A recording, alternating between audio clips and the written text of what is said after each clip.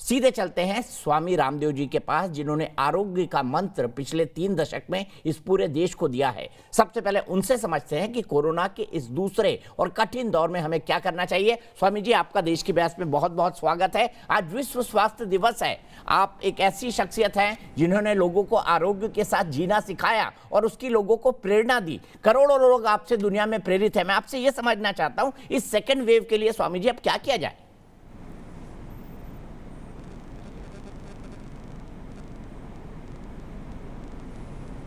दीपक भाई, ये डबल ताकत के साथ, दुगुनी शक्ति के साथ कोरोना का नया स्ट्रेन आया है। तो इससे लड़ने के लिए सबसे पहले तो दोगुनी ही इम्यूनिटी चाहिए। एक इम्यूनिटी हमें प्रकृति ने दी हुई होती है, जिसको इनिट इम्यूनिटी कहते हैं, प्राकृतिक सहज हमारे जन्म के साथ जो हमें भगवान ने दी है, उसको इनिट इम्यूनिटी कहते हैं। दूसरी जो है ये एक्वायर्ड इम्यूनिटी है, जो हम वैक्सीनेशन आदि से बढ़ा रहे हैं। और एक एंटीबॉडीज़ कोरोना होने के बाद में भी पैदा होते हैं। कोरोना होकर के फिर दोबारा 6-6 महीने में जिनको कोरोना हो गया, ऐसे हज़ारों लोग अब देश में हैं। इसका मतलब जो कोरोना होने के बाद जो एंटीबॉडी पैदा होते हैं वो मात्र 6 महीने तक हमारे शरीर में रहते हैं। जो वैक्सीनेशन से भी पैदा होंगे एंटीबॉडीज़, वो भी 6 महीने तक ही रहेंगे, ये पता लग रहा है। क्योंकि कोरोना दोबारा जब हो रहा है लोगों को, कोरोना होने के बाद उन्हीं लोगों को जिनको पहले हुआ था। अब इसमें एक बात और गहरी पता लगी है कि वैक्सीनेशन के बाद भी अब उसमें लखनऊ के बहुत बड़े जो है कॉलेज के वाइस चांसलर को हो गया, यूनिवर्सिटी के वाइस चांसलर को हो गया, डॉक्टर विपिन से लेकर के, और पता नहीं, मैं खुद जानता हूँ सैकड़ों डॉक्टरों को जिनको वैक्सीनेशन के डबल डोज लगने के बाद हो गया। तो फिर क्या करें? मैं किसी चीज़ पर क्वेश्चनिंग नहीं कर रहा हूँ। योग और आयुर्वेद की डबल डोज, साथ में वैक्सीनेशन हो, मास्क भी लगाएं, अनजान चीज़ों को छूने पर जो है सैनिटाइज़र का भी इस्तेमाल करें। और क्योंकि लोग भूल गए थे, इसलिए वापस इनको याद दिलाना पड़ रहा है। और जो है सोशल डिस्टेंस का भी पालन करें, अपनी दिनचर्या के ऊपर भी ध्यान दें, जंक फूड फास्ट फूड से भी बचें। जब तक योग आयुर्वेद नहीं अपनाएंगे तब तक बात बनेगी नहीं। हमने वैक्सीनेशन के बाद 2 ग्रुप बनाए। हमने स्वासारी और कोरोनिल अणु तेल से जो हमने पूरे देश को खिलाया, बताया, आपको भी, आपने भी उस समय जो इस पूरे अभियान को आपने सपोर्ट किया था।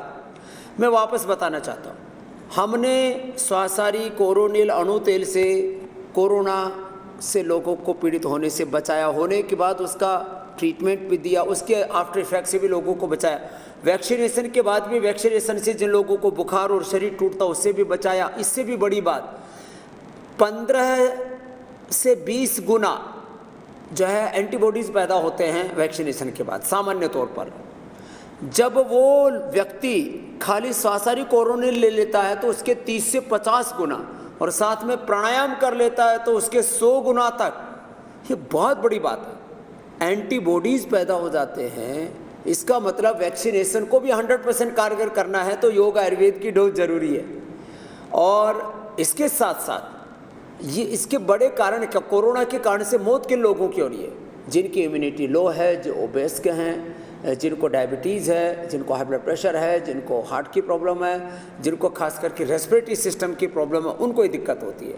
तो कम से कम 5 प्राणायाम सब करें, जो हमने बार बार बताए थे। इसलिए आज ये दोहराना पड़ रहा है दीपक भाई, क्योंकि कोरोना का कहर जिस तरह से बरकरार है और पूरे देश में फिर से एक भय खौफ का वातावरण है। 1 लाख से ज़्यादा रोज़ कोरोना से संक्रमित हो रहे हैं लोग, और 500 से 1000 के बीच में लोगों की मौत हो रही है। और उसमें कोई भी अपने परिवार का बड़ा बुजुर्ग हो सकता है, हमारा ही कोई भाई बहन हो सकता है, कोई सगा हो सकता है। तो इसलिए मैं सबसे कहूँगा कि फिर से भस्त्रिका, कपालभाति, अनुलोम विलोम, भ्रामरी उद्गीत, ओम, शीतली शीतकारी, जिनको बहुत हाइपरटेंशन है, जिनको बहुत घबराहट होती है, एंजाइटी डिप्रेशन है, मेंटल ट्रॉमा है, ये और उज्जाई।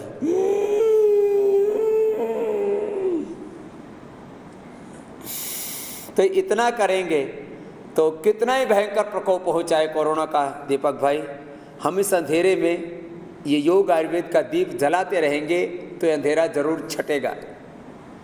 मैं सबसे पहले जानना चाहता हूं कि हमने देखा कोरोना के काल में जब दवाई नहीं थी, आप कोरोनिल लेके आए, आप स्वास्थ्य लेके आए, इसके अलावा खान पान में किस तरह की सावधानी आप बरतने की सलाह देंगे? साथ ही साथ आप ये भी बताइए कि इम्यूनिटी को बढ़ाने के लिए कौन कौन सी ऐसी प्राकृतिक चीज़ें हैं जिनका इस्तेमाल हम कर सकते हैं। शायद लोगों के लिए रिकैप होगा, लेकिन मुझे लगता है कि जिस तरह की लापरवाही सामने देखने को मिल रही है उनको फिर से रिमाइंड कराना जरूरी है।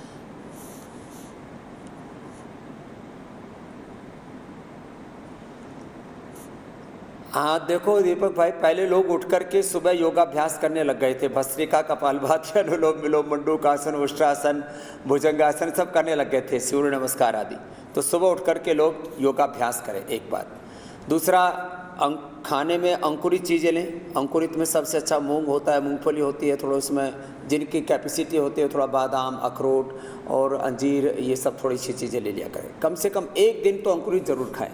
जिनको शुगर की प्रॉब्लम है, खीरा, करेला, टमाटर का जूस पिए, उसमें हो सके तो चिरायता, गिलोय कुटकी आदि थोड़ा और मिला दें। तो डायबिटीज़ के पेशेंट को मैंने नॉन डायबिटिक कर दिया ये योगाभ्यास करा के, मधुनाशिनी खाली पेट मधुग्रिट खाने के बाद खिला के, और मुक्तावटी और बीपी ग्रिट खिला के, और जिसको ये भी नहीं मिला अगर मैंने अनुलोम विलोम, शीतली शीतकारी करवाया और लौकी का जूस पिलाया, हाइपरटेंशन की पेशेंट की एलोपैथी की दवाई बंद करवा दी मैंने।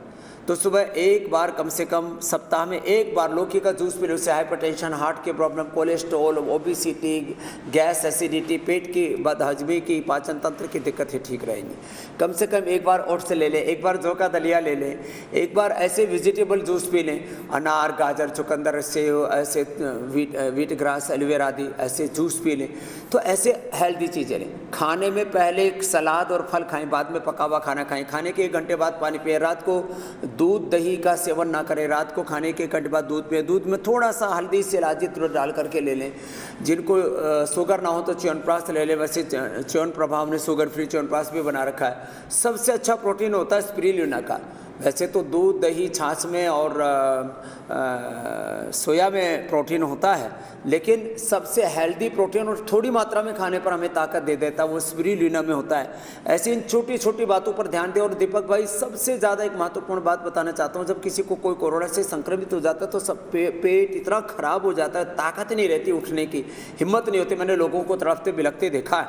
तो उनके लिए, सब के लिए अनार जरूर खाएँ, 1 सेव जरूर खाएँ, 5-10 मुनक्का और 3-4 अंजीर जरूर खा लें। बहुत ज़्यादा कमज़ोरी है तो थोड़ा खजूर भी ले सकते हैं। यदि शुगर हो तो फिर 1-2 से ज़्यादा नहीं लेना। तो ऐसे ये चीज़ें प्रयोग करते हैं। तो एक और, नेचुरल ऑयल, नेचुरल घी, नेचुरल खाने पीने की चीज़ें, जितनी भी आर्टिफिशियल चीज़ें हैं, पैक्ड फूड है, ये सब का सब जो है हमारी इम्यूनिटी को कम करता है। इसलिए नेचुरल चीज़ों पर जाएं और तो निश्चित रूप से हम कोरोना से लड़ पाएंगे दीपक भाई। और एक भी किसी के जीवन का दीपक ज्योति नहीं बुझेगी मेरे भाई दीपक चौरसिया जी। मैं ये आपसे समझना चाहता हूं कि 2 बार वैक्सीनेशन के बाद भी कोरोना क्यों हो रहा है? क्योंकि पहले ये कहा जा रहा था कि अगर आपको एक बार कोरोना होगा तो दूसरी बार नहीं होगा। क्या इतने कम टाइम एंटीबॉडीज बनते हैं शरीर में, और ऐसा क्यों है स्वामी जी?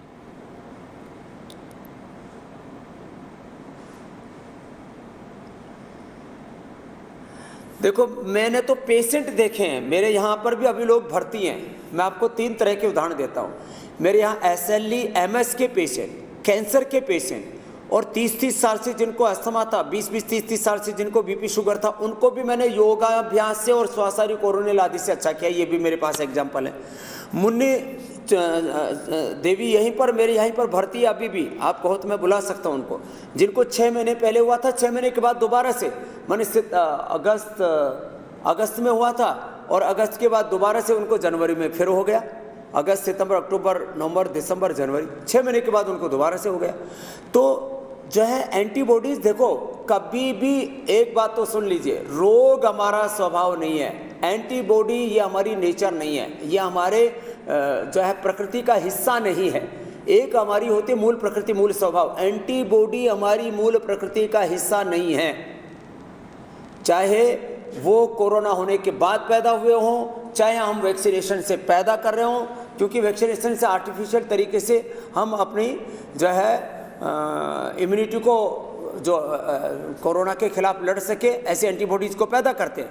तो ये एक्वायर्ड इम्यूनिटी भी, ये भी मैं आज आपको बता रहा हूँ 6 महीने से ज़्यादा नहीं चलेगी, लेकिन किसी किसी में तो पूरी पैदा ही नहीं होती एंटीबॉडी। इसलिए उनको मैं कह रहा हूँ कि वो प्राणायाम करें, और कुछ नहीं तो ये गिलोय, ये तुलसी, ये अश्वगंधा और ये जो है मुलेठी, थोड़ा सा अदरक, हल्दी, काली मिर्च, लौंग, ये थोड़ी थोड़ी मात्रा में ले, ज़्यादा ना लें, क्योंकि ये अब गर्मी की ऋतु है, सर्दी में तो ज़्यादा भी चल जाता तो ठीक था। तो चाहे गिलोय, तुलसी आदि अपने घर में पका के ले लें, नहीं तो स्वासारी कोरोनिल ले लें। थोड़ा सुबह उठ करके खाली पेट सरसों का तेल, षडबिंदु तेल, अणु तेल, ये चीज़ें डाल लें। ऐसा करके, ये तो साइंटिफिक रिसर्च हमने कर लिया, थोड़े दिनों में इंटरनेशनल रिसर्च बुक में पब्लिश भी हो जाएगा, रिसर्च पेपर में, कि वैक्सीनेशन के बाद जिन लोगों ने, हमने 2 ग्रुप बनाए, एक जिनको हमने खाली वैक्सीनेशन दिया, दूसरे को स्वासारी और कोरोनिल भी एक एक दे दिया, उनके जो एंटीबॉडीज थे जो सामान्य रूप से वैक्सीनेशन से पैदा होते थे, उससे 2 से 3 गुना पैदा हो गए। तो ये बड़ी बातें हैं, और अब ये तो सत्य है, अब सत्य को तो स्वीकार करना ही पड़ेगा। पहले कुछ लोग सोच रहे थे कि एक बार कोरोना हो जाएगा तो एंटीबॉडी पैदा हो जाएंगे और वो चलेंगे साल 2 साल।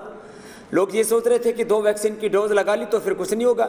कितने तो सैकड़ों तो डॉक्टरों को दोबारा से ये वैक्सीनेशन के बाद जो है कोरोना हो चुका है। कोरोना होने के बाद काफ़ी डॉक्टर्स को दोबारा कोरोना हो चुका है। और मतलब ऐसे में कोई गलतफहमी नहीं फैलाना चाहता, काफ़ी लोगों को तो काफ़ी बड़े कॉम्प्लिकेशंस हुए हैं, अभी उनके बारे में चर्चा करके हम भय पैदा नहीं करना चाहते, लेकिन एक बात जरूर करते हैं, अपने हाथ जगन्नाथ। अभी प्रधानमंत्री मोदी जी ने अपने अंतिम संदेश में कहा आत्मनिर्भर बनो और वोकल के लिए लोकल बनो। तो ये वोकल के लिए लोकल है, ये योग, आयुर्वेद, ये हमारी लोकल चीज़ें हैं, इसके लिए वोकल बनो और अपने स्वास्थ्य के संदर्भ में भी आत्मनिर्भर बनो, और इससे देश को औद्योगिक क्षेत्र में, कृषि में, हेल्थ में, एजुकेशन में, रिसर्च में, प्रोडक्शन में, इनोवेशन, इन्वेंशन में, सभी दिशाओं में आत्मनिर्भर बनाने के लिए अब कभी तो हमें जागना ही पड़ेगा दीपक भाई, और मुझे लगता है ये जागने का वक्त आ गया है।